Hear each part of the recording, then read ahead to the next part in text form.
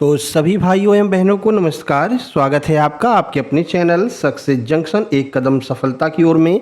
मेरा नाम है मैराथन स्पेशलिस्ट अतुल शुक्ला और हम लेकर के आ गए हैं आपके लिए मध्य प्रदेश वन रक्षक, जेल प्रहरी, डिप्टी जेलर एवं क्षेत्र प्रहरी जैसी सभी भर्ती परीक्षाओं की दृष्टि से अति महत्वपूर्ण है। आज हम संपूर्ण हिंदी की टॉप 500 की महा मैराथन कवर करने वाले हैं। इससे पहले हम एक मैराथन कवर कर चुके हैं एमपी जीके की, जिसमें हमने 500 प्रश्नों को कवर किया था। एक मैराथन कवर कर चुके हैं साइंस की, उसमें भी हमने 500 प्रश्नों को कवर किया था और बहुत सारी टॉप 100 वाली क्लासेस भी हम कवर कर चुके हैं। आज हम हिंदी में व्याकरण और साहित्य साथ साथ में जो हिंदी की वोकैब होती है, इन सब को मिला करके 500 अति महत्वपूर्ण प्रश्न कवर करने वाले हैं, जो 4 जून से शुरू होने वाली आपकी भर्ती परीक्षा में देखने को मिलेंगे। ठीक है, तो वीडियो को लाइक करके चैनल को सब्सक्राइब कर दीजिए, जिससे आगे आने वाले सारे वीडियो टाइम टू टाइम आपके पास में पहुंच सके। अभी बहुत सारी क्लासेज इसी भर्ती परीक्षा को लेकर के आने वाली हैं और जो अस्पताल सहायक की वैकेंसी है उस पर भी हम लगातार क्लासेस लेकर के आ रहे हैं। ठीक है मेरे भाई, आइए शुरुआत करते हैं और देखते हैं आज का पहला प्रश्न। हम यहाँ पर साहित्य से शुरुआत कर रहे हैं, फिर ग्रामर आएगी, फिर वोकैब आएगी, फिर साहित्य, फिर ग्रामर, फिर वोकैब। इस तरह से जो आखिरी 100 प्रश्न होंगे वो आखिरी 100 प्रश्न बहुत ही हाई लेवल के रहेंगे। ठीक है ना, तो पहले सिंपल, फिर मॉडरेट और फिर एकदम हाई। ठीक है, तो तीनों तरह के प्रश्न आपको देखने को मिलेंगे। चलिए शुरू करते हैं। थोड़ा सा स्पीड तेज रहेगा क्योंकि समय अपने पास में कम है। 1 घंटे के अंदर हम इसको पूरे 500 प्रश्न कराना चाहेंगे, है ना। चलिए पहला प्रश्न देखिए, अपभ्रंश का वाल्मीकि किस कवि को कहा जाता है? तो इसका उत्तर हो जाएगा स्वयंभू को। स्वयंभू को अपभ्रंश का वाल्मीकि कहा जाता है। अच्छा, ये वही प्रश्न है जो अभी लगातार एमपीएसबी एप्टेक ने मार्च 2025 से अब तक की सभी परीक्षाओं में पूछे हैं। मार्च 2025 से ही एमपीएसबी ने एप्टेक कंपनी को अपना जिम्मा दिया है एग्जाम कराने का, है ना। तो एप्टेक के ही प्रश्नों को हम यहाँ पर देखने वाले हैं। चलिए, हिंदी का प्रथम महाकाव्य कौन सा माना जाता है और इसके रचयिता कौन है? तो पृथ्वीराज रासो को हिंदी का प्रथम महाकाव्य माना जाता है। चंद्रबरदाई के द्वारा जो है इसको लिखा गया था। अगला, खड़ी बोली का प्रथम महाकाव्य कौन सा है? तो यह है प्रियप्रवास और इसके लेखक कौन है? अयोध्या सिंह उपाध्याय हरिऔध जो है वो इसके लेखक हैं, आपको ध्यान रखना है। आदिकाल को वीरगाथा काल के नाम से किस आलोचक ने पुकारा है? तो आचार्य रामचंद्र शुक्ल ने आदिकाल को वीरगाथा काल कहा है। आगे बढ़ लेते हैं, अगला प्रश्न। कठिन काव्य का प्रेत किस रीतकालीन कवि को कहा जाता है? तो कवि केशव दास को कठिन काव्य का प्रेत कहते हैं, क्योंकि इनकी कविताओं में अलंकारों, छंदों, इन सब का बहुत प्रयोग किया गया है। चलिए आगे बढ़ने से पहले आप लोग बता दें, जैसा आप लोग जानते हैं आपके सामने 2 ऐसे एग्जाम हैं जो बिना प्री एग्जाम के हो रहे हैं। इसके बाद में सिलेबस चेंज होने वाला है एमपी के एग्जाम्स का, तो इसी दोनों भर्ती परीक्षाओं को ध्यान में रखते हुए दोनों के लिए बेहतरीन सुपर सिलेक्शन नोट्स हमने तैयार किए हैं। इन 2 भर्ती परीक्षाओं का जिसने भी फॉर्म भरा है वो लोग भरपूर मेहनत कर लीजिए और इसी में सिलेक्शन ले लीजिए, क्योंकि इसके बाद आपका एमपी में जॉब लेना थोड़ा सा कठिन होने वाला है। ठीक है ना, तो ये दोनों भर्ती परीक्षाओं के नोट्स हैं। मध्य प्रदेश वन रक्षक, जेल प्रहरी, डिप्टी जेलर की कंप्लीट सुपर सिलेक्शन नोट्स, जिसमें आपको पूरा ये 5 सब्जेक्ट के सामान्य ज्ञान, सामान्य हिंदी, विज्ञान, गणित, इंग्लिश, इन सब के कंप्लीट थ्योरी नोट्स मिलेंगे, प्रैक्टिस सेट मिलेंगे, मॉक टेस्ट की पीडीएफ मिलेगी। लगभग 500 के आसपास हमने जो है करंट अफेयर करा रखे हैं पूरा साल का, वो आपको मिल जाएगा। इसके अलावा एमपी करंट अफेयर करा रखी है, एमपी करंट अफेयर की पीडीएफ मिल जाएगी। इन सबको मिला करके लगभग 3,500 से 4,000 हमने प्रश्न करा रखे हैं, जो टॉप 100 सीरीज के अंतर्गत चालू जो है करा रहे हैं हम। ठीक है, इसके अलावा अभी 1000 प्रश्न हमने करा दिए एमपी जीके और साइंस को मिलाकर के 500 ये हो जाएंगे, तो 1500 प्रश्न ये सीधे महामैराथन वाले हो जाएंगे। तो कुल मिलाकर के लगभग आपके पास में 4,500 के आसपास जो है ये एमसीक्यू पहुंच जाएंगे और ये बाकी आपका जो है पूरा का पूरा ये मटेरियल पहुंच जाएगा। मात्र 189 रुपये में आपको ये कंप्लीट नोट्स मिल रहे हैं। इतने सस्ते नोट्स आपको वर्तमान में कोई भी नहीं दे रहा है। ठीक है ना, और सिंपल सी प्रक्रिया है कैसे आप प्राप्त कर सकते हैं। कोई ऐप वगैरह डाउनलोड नहीं करना है, कहीं ऐप पर जाकर पेमेंट नहीं करना है, सीधे ये QR कोड आपको दिखाई दे रहा है, इसका स्क्रीनशॉट खींच लीजिए। इसी पर आपको 189 का पेमेंट करना है। उस पेमेंट का स्क्रीनशॉट इस व्हाट्सएप नंबर 7052547003 इस पर आपको सेंड कर देना है। जैसे ही आप स्क्रीनशॉट सेंड करेंगे, इसी नंबर से तुरंत की तुरंत complete super selection notes, practice set, mock test और लगभग 4,000 के आसपास जो एमसीक्यू है, ये सब कुछ आपको सेंड कर दी जाएंगे और आपको एक व्हाट्सएप ग्रुप की लिंक दी जाएगी। उस व्हाट्सएप ग्रुप में आप जुड़ जाएंगे, जहां पर आपको आगे के सारे अपडेटेड पीडीएफ मिलती रहेंगी। ठीक है, सारी बात समझ में आ गई। लास्ट में आपको इस ग्रुप का हम स्क्रीनशॉट भी दिखा देंगे, जिससे कि आपको विश्वास भी हो जाए। अभी लगभग उसमें 393 मेंबर ऐड हो चुके हैं और अभी सुबह ही हमने उसमें टेस्ट भी कराई है। ठीक है ना, तो टेस्ट वगैरह, क्विज वगैरह सब कुछ इसी ग्रुप में आपको मिलता है। इसीलिए हमारे ग्रुप से 95% लोगों का सिलेक्शन हुआ था एमपी पुलिस कांस्टेबल में। जितने लोग लोग जुड़े थे, 95% लोगों का उसमें से सिलेक्शन हुआ था। लगभग 800-850 लोग उसमें उस टाइम पर जुड़े हुए थे। इसके अलावा मध्य प्रदेश अस्पताल सहायक के कंप्लीट सुपर सिलेक्शन नोट मात्र 128 रुपये में आपको उपलब्ध करा रहे हैं। हालांकि इसकी प्राइस 4 तारीख से जब जेल पहरी का एग्जाम होगा 149 रुपये हो जाएगी, क्योंकि तब तक बहुत सारी चीज़ें और इसमें ऐड ऑन हो चुकी होंगी, है ना। तो इसलिए आप तुरंत इस नोट्स को अभी परचेज कर सकते हैं। सभी सब्जेक्ट, जितने भी 5 सब्जेक्ट है आपके सिलेबस के अकॉर्डिंग सिलेबस उठाकर रख लेना और हमारे नोट्स रख लेना। एक एक आप जो है चैप्टर को मिला लेना, एक एक चैप्टर आपको जो है हमारे नोट्स में देखने को मिलेगा सभी सब्जेक्ट का। तो कंप्लीट थ्योरी नोट्स, इसके अलावा लगभग 300-350 हम एमसीक्यू इसमें डाल चुके हैं, 3 मॉक टेस्ट इसमें करवा चुके हैं, पेपर सेट, उसकी भी पीडीएफ आपको इसमें मिल जाएगी। और एग्जाम तक आपके पास में लगभग 3,500 से 4,000 एमसीक्यू पहुंच चुके होंगे टॉप 100 सीरीज के अंतर्गत। कल से इसकी टॉप 100 सीरीज भी चालू होने वाली है अस्पताल सहायक की, ठीक है। तो ये भी आप प्राप्त कर सकते हैं। प्रक्रिया वही है, ये क्यूआर कोड आपको दिखाई दे रहा है 128 का पेमेंट करके उसका स्क्रीनशॉट इसी व्हाट्सएप नंबर पर सेंड करना है। जैसे स्क्रीनशॉट सेंड करेंगे तुरंत की तुरंत कंप्लीट सुपर सिलेक्शन नोट्स आपको सेंड कर देंगे। अभी लगभग 160 लोग इसमें जुड़ चुके हैं। इसका भी स्क्रीनशॉट आपको वीडियो खत्म होने के बाद में लास्ट में हम दिखा देंगे, ठीक है। सारी बात समझ में आ गई। चलिए आगे बढ़ते हैं प्रश्न नंबर 6 की ओर। ये रहा प्रश्न नंबर 6। देखिए, अष्टछाप की स्थापना किसने की थी और कब की थी। हमने कोशिश की है कि एक ही प्रश्न में कम से कम 2 प्रश्न भी आ जाएं। तो देखने में ये आपको 500 प्रश्न लग रहे हैं, लेकिन कम से कम 700 से 800 फैक्ट आपके कवर हो जाएंगे। तो गोस्वामी विट्ठलदास ने 1565 में अष्टछाप की स्थापना की थी। अगला, हालावाद के प्रवर्तक कौन माने जाते हैं। हरवंश राय बच्चन को हालावाद का प्रवर्तक माना जाता है। मोस्ट इंपोर्टेंट है, थोड़ा सा कठिन प्रश्न है, लेकिन एमपीएसआई मेंस 2026 अभी हुआ कुछ दिन पहले, उसमें यह प्रश्न पूछा गया था हालावाद वाला, ठीक है। छायावाद शब्द का सर्वप्रथम प्रयोग किसने किया था। मुकुटधर पांडे ने किया था। प्रकृति का सुकुमार कवि किसे कहते हैं, स्टार लगा लीजिए, सुमित्रा नंदन पंत को कहते हैं। हिंदी साहित्य में प्रयोगवाद के प्रवर्तक किसे माना जाता है, अज्ञेय जी को। सच्चिदानंद हीरानंद वात्स्यायन अज्ञेय, ये इनका जो है पूरा नाम है। कितनी नाव में कितनी बार, ये इनकी फेमस कविता क्या कहते हैं रचना है, याद रखना है। तार सप्तक का प्रकाशन किस वर्ष हुआ था। 1943 में तार सप्तक का प्रकाशन हुआ था। अज्ञेय जी के द्वारा इसका प्रकाशन किया गया था, यह भी आपको याद रखना है। ज्ञानपीठ पुरस्कार से सम्मानित हिंदी के प्रथम साहित्यकार कौन माने जाते हैं, सुमित्रा नंदन पंत। 1968 में चिदम्बरा के लिए जो है इनको ज्ञानपीठ पुरस्कार दिया गया था। रामचरितमानस में कुल कितने कांड हैं और सबसे बड़ा कांड कौन सा, ये बहुत ही ज्यादा महत्वपूर्ण प्रश्न है। तो 7 कांड है रामचरितमानस में। सबसे बड़ा कांड बाल कांड है, ध्यान रखना। अच्छा, बाल कांड को सुनकर के कुछ याद आ रहा है, बाल कांड किष्किंधा कांड। तो अभी केबीसी में जो लड़का था, है ना, वो बात करता था अमिताभ बच्चन से, ठीक है ना, उसने मतलब अच्छे से बात नहीं की थी, तो उसमें यही प्रश्न पूछा गया था, है ना। अगला, मैला आंचल हिंदी का प्रथम आंचलिक उपन्यास है, बहुत ज्यादा महत्वपूर्ण है। इसके लेखक कौन है, फणीश्वर नाथ रेणु है। कबीर की भाषा को सदुक्कड़ी किसने कहा है, आचार्य रामचंद्र शुक्ल ने। देखो एक बात आपको बताएं, अगर आपसे किसी का कथन पूछा जा रहा है और आपको बिल्कुल याद ही नहीं आ रहा और आपको तुक्का लगाना ही, वैसे तुक्का मत लगाना, माइनस मार्किंग है, लेकिन तुक्का लगाना ही है, मन कर रहा है बहुत ज़्यादा, और ऑप्शन में रामचंद्र शुक्ल दिए हैं, तो भैया रामचंद्र शुक्ल पे ही लगाना, क्योंकि रामचंद्र शुक्ल एक आलोचक जो है हैं और ये लगभग बहुत ज़्यादा इन्होंने कमेंट वगैरह की हैं। तो हो सकता है आपका प्रश्न जो है 98% सही होने के चांसेस रहेंगे।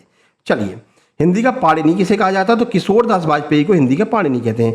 सरस्वती पत्रिका के प्रथम संपादक कौन थे, बाबू श्याम सुंदर दास प्रथम संपादक थे। बहुत सारे लोग महावीर प्रसाद लगा के आते हैं, ध्यान रखना, अगर शब्द लिखा है प्रथम संपादक तो आपको बाबू श्याम सुंदर दास लगाना है। बाद में 1903 में महावीर प्रसाद द्विवेदी इसके संस्थापक बन गए थे, मतलब कि इसके संपादक बाद में ये बने थे। अतीत के चलचित्र, ये किसकी रचना है, महादेव वर्मा की। उर्वशी महाकाव्य के लिए रामधारी सिंह दिनकर को कौन सा पुरस्कार दिया गया था, ज्ञानपीठ पुरस्कार 1972 में उर्वशी के लिए मिला था, ध्यान रखना। अगला, कामायनी महाकाव्य में कुल कितने सर्ग हैं, 15 सर्ग हैं। प्रारंभ जो है वो चिता से होता है और अंत जो है वो आनंद सर्ग से होता है, ये भी आपको ध्यान रखना है। अगर पेपर को कठिन बनाएंगे तो ये भी पूछ सकते हैं। भ्रमर गीत प्रसंग का मूल स्रोत क्या है, तो श्रीमद् भागवत पुराण का 10वां जो स्कंद है वो भ्रमर गीत का मूल स्रोत माना जाता है। अगला, हिंदी का जनक किसे माना जाता है, भारतेंदु हरिश्चंद्र को हिंदी का जनक मानते हैं। आवाज और मृगनयनी उपन्यासों के रचयिता कौन है, वृंदावन लाल वर्मा। कथा सम्राट प्रेमचंद का मूल नाम क्या था, तो धनपत राय श्रीवास्तव, ये बहुत पूछा जाता है। धनपत राय श्रीवास्तव कथा सम्राट प्रेमचंद जी का मूल नाम था। अच्छा, इनको एक अन्य नाम से जानते हैं, बताइए, एक अन्य नाम से इनको जानते हैं, बताइए क्या नाम है इनका, एक अन्य नाम है, जल्दी से कमेंट बॉक्स में कमेंट कीजिए, बहुत पूछा जाता है। सम्राट वो भी हैं, लेकिन कौन से सम्राट हैं वो बता दीजिए, आप जल्दी से कमेंट कीजिए। कमेंट सब लोग किया करो, सबके कमेंट को लाइक करता हूँ, रिप्लाई करता हूँ, जिसका अच्छा लगता है ना, तो सब लोग कमेंट किया करो। चलो, निराला जी की वह कौन सी कविता है जिसे हिंदी का प्रथम शोक गीत माना जाता है, सरोज स्मृति। अब यहां से आपका ग्रामर चालू हो जाएगा, ठीक है।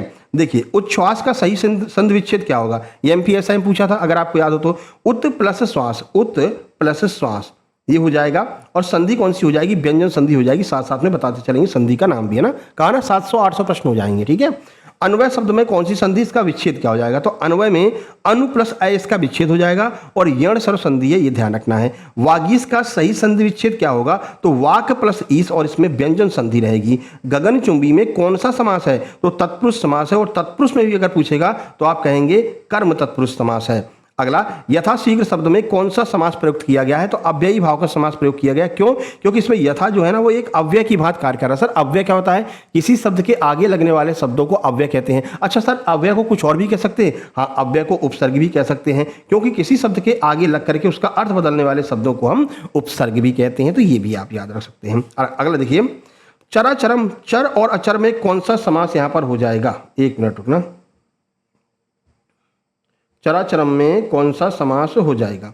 देखिए तो चराचरम की बात करते हैं, एक मिनट, चराचरम में चर और अचर है, तो इसमें कौन सा समास होगा, द्वंद्व समास होगा। जहां पर भी बीच में हाइफन आए या फिर बीच में और शब्द लगा हो तो वहां पर क्या होगा, द्वंद्व समास होता है। अगला है बीड़ा पाणी। बीड़ा पाणी कौन सा समास है, ये आपसे पूछा गया है। तो बीड़ा पाणी में बहुब्रीहि समास हो जाएगा, क्योंकि मां सरस्वती का अर्थ निकल रहा है। हमने आपको बताया था ऐसे समास में जब हम समास विग्रह करते हैं और किसी का नाम निकल करके आता है, तीसरी वस्तु की व्याख्या होती है, तो वहां पर बहुब्रीहि समास होता है। भाई बीड़ा पाणी, बीड़ा है जिनके, पाणी मतलब हाथ में, अर्थात सरस्वती देवी। अभी कहते पीतांबर, पीला है अंबर जिनका, अर्थात भगवान श्री कृष्ण या विष्णु।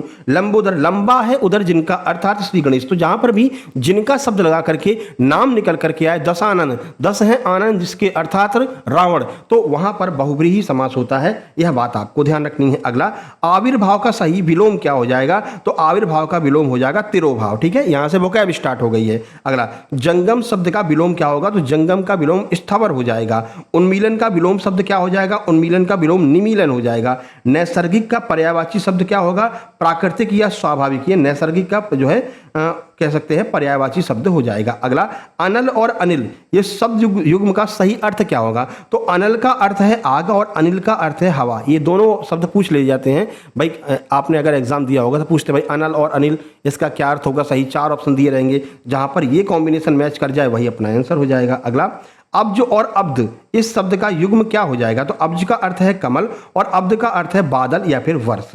आगे बढ़ते हैं, जो छीड़ ना हो सके उसके लिए एक शब्द क्या होगा, उसे हम अक्षय कहेंगे। जो छीड़ ना हो सके यानी जो नष्ट ना हो सके, जिसका कभी क्षय ना हो, उसे हम क्या कहेंगे, अक्षय कहेंगे। युद्ध की इच्छा रखने वाले वाक्यांश के लिए एक शब्द क्या होगा, तो युद्ध की इच्छा रखने वाले को युयुत्सु कहा जाता है। अधजल गगरी छलकत जाए, लोकोक्ति का सही अर्थ क्या होगा, कम ज्ञान या संपत्ति होने पर अधिक दिखावा करना। अगला, कूप मंडूप होना, इस मुहावरे का क्या अर्थ होगा, तो सीमित ज्ञान या फिर सीमित अनुभव होना, उसे हम कूप मंडूप कहते हैं। आंख का अंधा नाम नयन सुख, क्या अर्थ होगा, तो गुणों के विपरीत नाम होना, आंख का अंधा नाम नयन सुख का अर्थ हो जाएगा। अगला, हिंदी के मूल वर्णों, स्वर और व्यंजन की कुल संख्या कितनी मानी जाती है, मूल की बात की जा रही है तो 52 लगाएंगे। उच्चारण के आधार पर 45 है और लेखन के आधार पर 52 है, ये भी आपको ध्यान रखना है। अगला, छ, त्र, ज्ञ और स्रा किस प्रकार के व्यंजन हैं, तो ये संयुक्त व्यंजन माने जाते हैं, छ, त्र, ज्ञ और स्रा। अगला, या, रा, ला और वा किस वर्ग के व्यंजन कहलाते हैं, तो ये अंतस्थ व्यंजन कहलाते हैं, नाम आपको ध्यान रखना है। सा और हा किस प्रकार के व्यंजन हैं, तो ये ऊष्म या फिर संघर्षी व्यंजन है। देखो पूरा समझाने का समय तो है नहीं, हमने आपको बहुत डिटेल में समझाया हिंदी वाली क्लास में, है ना। अभी केवल प्रश्न लगाने हैं, आपको 500 प्रश्न कंप्लीट करने हैं। आगे देखिए, अयोगवाह वर्ण कौन कौन से हैं, तो अंग जो अनुस्वार होता है और आहा, इन दोनों को हम अयोगवाह मानते हैं, ध्यान रखना है। अलंकार शब्द का शाब्दिक अर्थ क्या होता है, तो अलंकार का अर्थ होता है अलम प्लस कार, अर्थात आभूषण या फिर गहना कहते हैं। अगला, तरनी तनुजा तट तमाल तरुवर बहुछारे में कौन सा अलंकार हो जाएगा, अनुप्रास अलंकार होगा, और अनुप्रास में भी कौन सा होगा, तो वृत्त्या अनुप्रास होगा, ध्यान रखना है। कनक कनक ते सौगुनी मादकताधिकाय में कौन सा अलंकार है, तो इसके लिए हमने आपको ट्रिक भी बताई थी, कनक कनक की जगह यमक यमक याद कर लीजिए। भाई याद करना है, कैसे भी याद करें, तो यमक यमक ते सौगुनी, तो जहां भी कनक कनक शब्द आए तो समझ लेना वो यहाँ वहां पर कौन सा अलंकार है, यमक अलंकार है। कनक यमक ऐसे कर लेना, ठीक है। और इसको बहुत ज्यादा पूछते हैं, स्टार लगा लीजिए, इसलिए आपको हम याद करा रहे हैं। चरण कमल बंदो हरिराई में किस अलंकार का प्रयोग हुआ है, तो रूपक अलंकार का प्रयोग हुआ है। जहां पर भी किसी भी अलंकार में रूपी शब्द निकल के आए, यानी कि जो चरण है ना वो कमल रूपी चरण को बंदो हरिराई, तो रूपी शब्द आ जाए तो रूपक अलंकार। जहां उपमेय में उपमान की संभावना व्यक्त की जाए कौन सा अलंकार हो जाएगा, वहां पर उत्प्रेक्षा अलंकार हो जाएगा। आगे बढ़ते हैं, रस का शाब्दिक अर्थ क्या होता है, तो रस का अर्थ है आनंद। अगला, रस संप्रदाय के प्रवर्तक कौन माने जाते हैं, भरत मुनि जिन्होंने नाट्य शास्त्र की स्थापना की है वो रस संप्रदाय के प्रवर्तक माने जाते हैं। अगला 56 नंबर देखिए, भरत मुनि के अनुसार रस की संख्या कितनी है, तो 8 है। उन्होंने शांत रस को रस नहीं माना है, ठीक है ना, तो उनके अनुसार 8 है, वैसे रसों की संख्या 9 मानते हैं। श्रृंगार रस का स्थायी भाव क्या है, तो रति या फिर प्रेम श्रृंगार रस का स्थायी भाव हो जाएगा। श्रृंगार रस 2 प्रकार का होता है, संयोग श्रृंगार, वियोग श्रृंगार, ये भी ध्यान रखना है। बीभत्स रस का स्थायी भाव क्या होता है, तो जुगुप्सा या घृणा जो है वो बीभत्स का स्थायी भाव हो जाता है। अगला, छंद शास्त्र के प्रणेता कौन माने जाते हैं, तो पिंगल ऋषि, इसलिए छंद शास्त्र को कभी कभी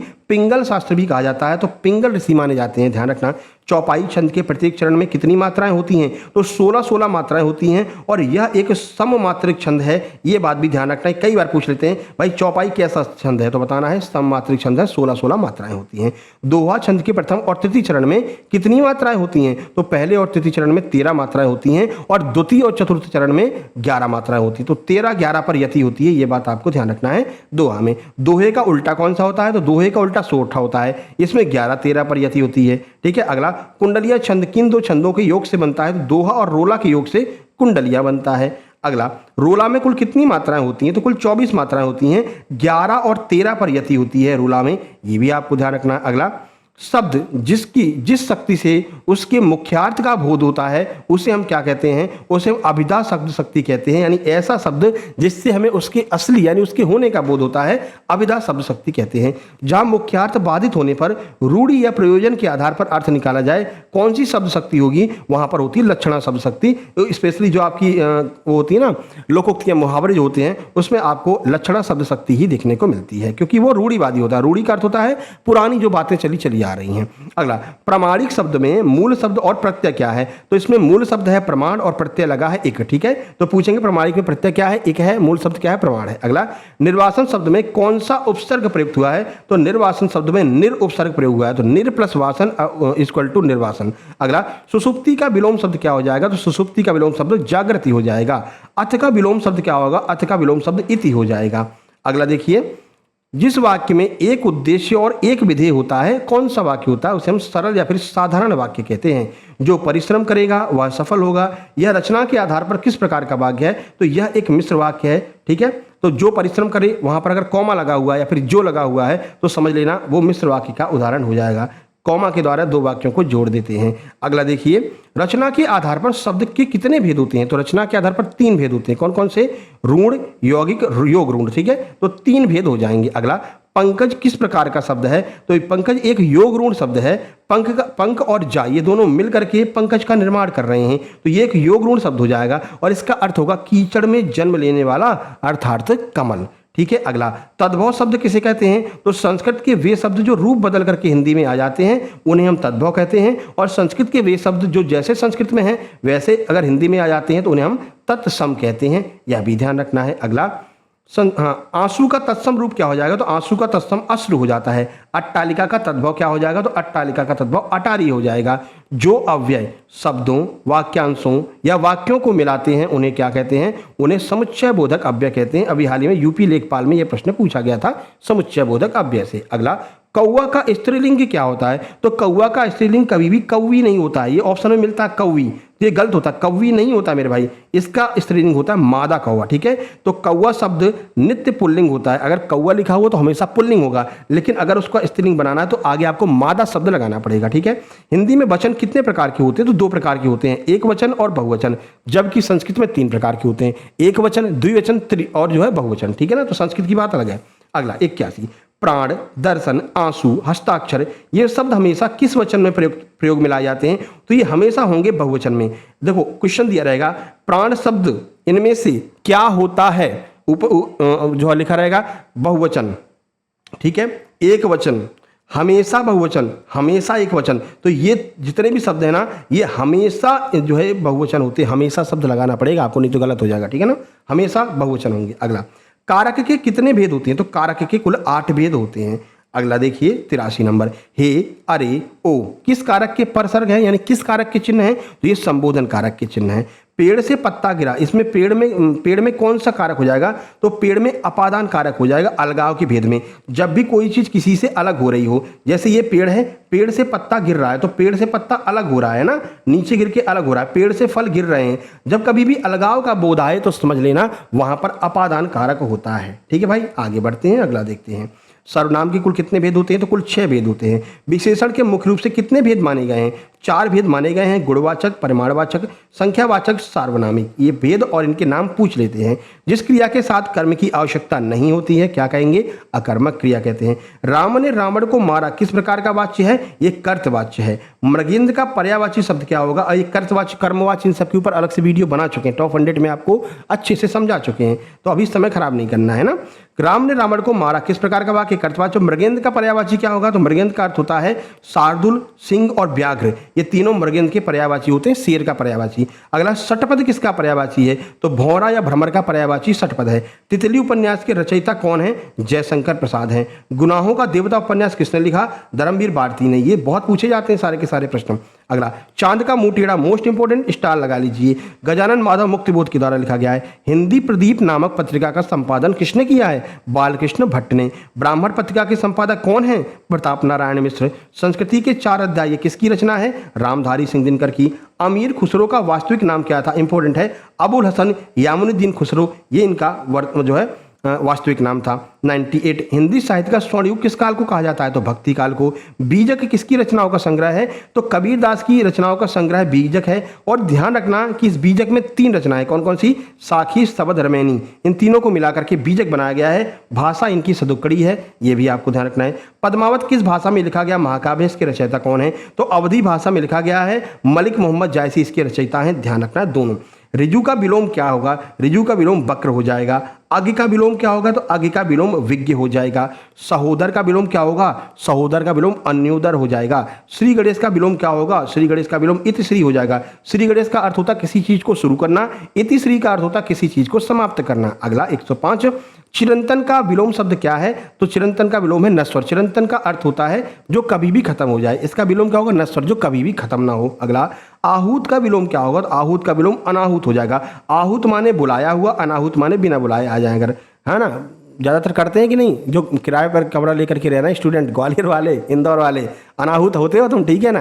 कहीं पर शादी हो रही, टेंट लगाया, बढ़िया ब्लेजर लगाया और पहुंच गया भैया, कौन हो भैया तुम, कोई पूछने वाला होता नहीं है, ब्लेजर लगाया तो रिश्तेदार ही होंगे, फिर अनाहूत होते हो तुम, ठीक है ना। जा करके बढ़िया खाना पीना खा के और निकल आते हो, तो ये अनाहूत होता है जिसको बुलाया ना गया हो। और आहूत वे होते जिनके पास कार्ड जाता है।